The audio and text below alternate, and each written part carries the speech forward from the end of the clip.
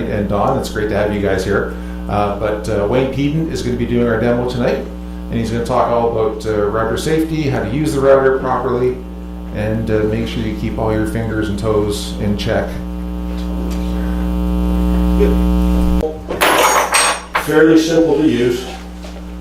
You just simply, that's it. You connect the router at the bottom, fit it in nice and tight, and when you're doing this, it's going to lie to me now. Anyways, when you're doing this, make sure that that collar is nice and tight. It's on backwards. It's on backwards. Okay. Yeah. The collar has to be tight. As I said, this is a 1/2 inch, and you have some of these big rabbits and stuff, they can start spinning around. So make sure it's tight, nice and tight. You don't want to kill it, but on the other hand, you sure want to make sure it's nice and tight. How tight, Mike? Just for everyone's sake, snug or tight or super tight? Oh no, not super tight. No, yeah, nice and tight. Don't forget, it's like you want to make sure it's tight. I'm an auto mechanic by trade. I'm used to tightening nuts, and so I know that a tight nut is or a loose nut is. So I mean, it has to be tight, but you don't crank it down to the point of doing stupidity. One, you're going to be ripping nuts. You're going to be ruining the collet and everything else. So make sure it's tight, not too tight. Yes. Just to point out, when you put the bit in, if I've never used one, put the bit in and then crank up. Yeah. I usually put it in and raise it up about a 1/16. That's all. And the reason I do that, and I'm not even sure you have to, at the very top here, you have a bit of a radius. And so when you tighten the collet, you want to make sure the collet is tightening on the shaft and not on the radius at the very top here.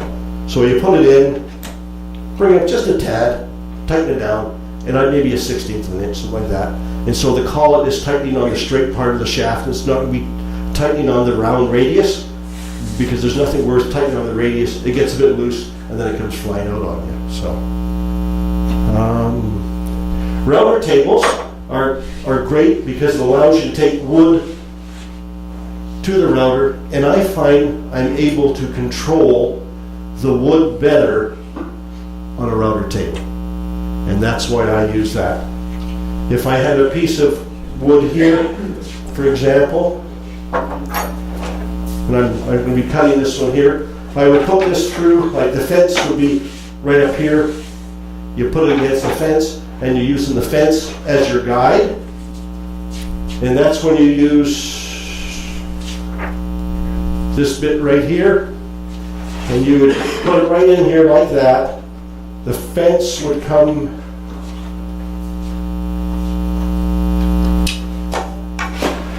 right up here, and pretend that's down lower. Wait a second. If it's down lower than that,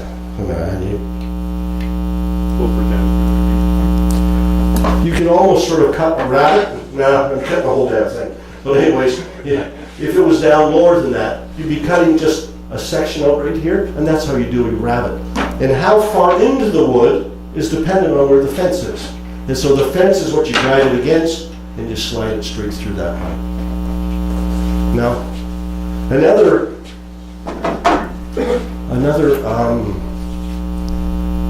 fence that I use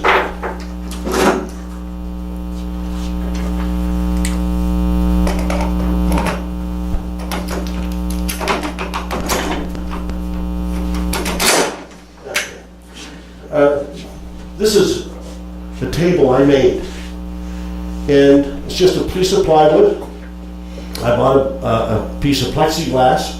I fitted a router base into it, and I'm able to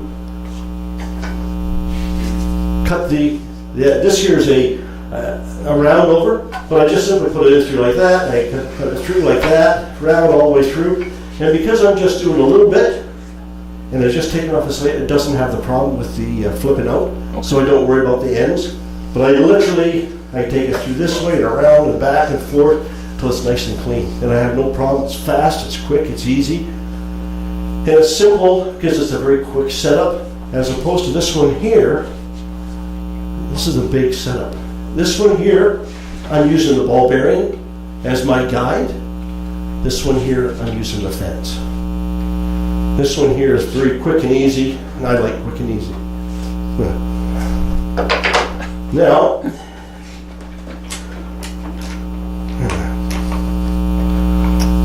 just going to make it a liar here.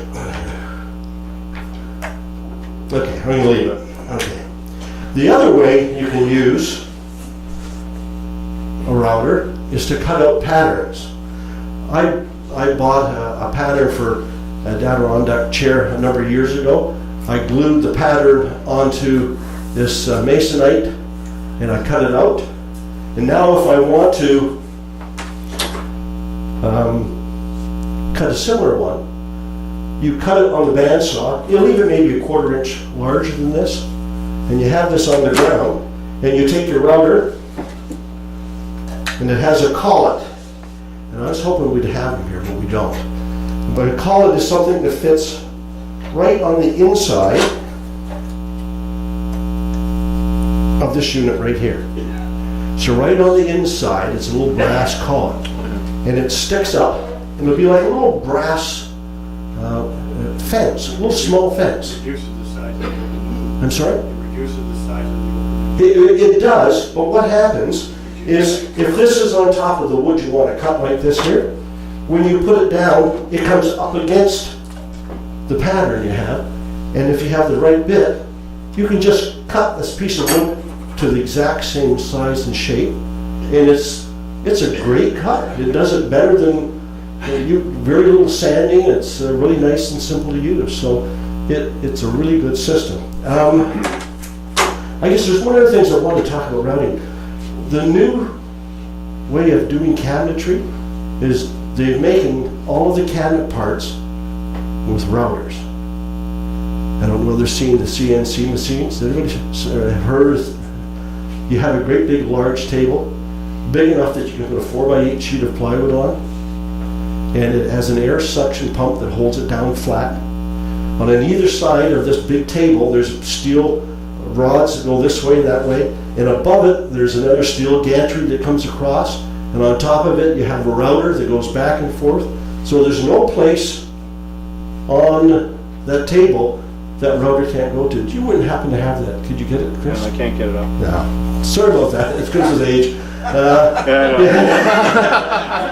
But the router will then not only, it cuts out every piece of wood all the way around. It'll use every piece of that wood. It's a very small router. It cuts out everything. It just cuts out the whole damn thing completely.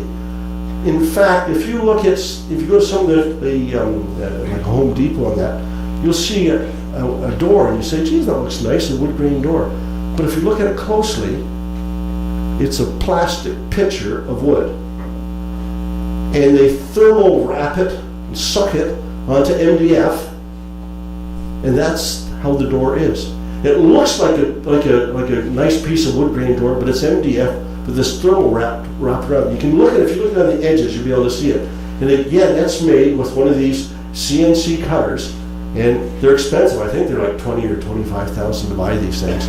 But it actually cuts out the whole door, and it'll cut it out so it looks like. So it will look like this. It'll be MDF, but it'll look just like this. And then they put a thermal wrap and they suck it on, and that's how they have them now. They sell them like that. So that's the new way of doing cabinetry. That's the way it is. If you go onto YouTube, it's called CNC machines, and a lot of different big companies have them. They use laser, they use water jet. They do like aluminum and steel type of thing in the automotive industry and that. So I'm past my time.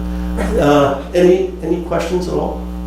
So the burning is too fast, is that what you're saying? Sometimes the burning is because it's going too fast. That's just a problem of the I have. speed. Yes. Okay, it's going too fast, or you're not making the machine go fast enough.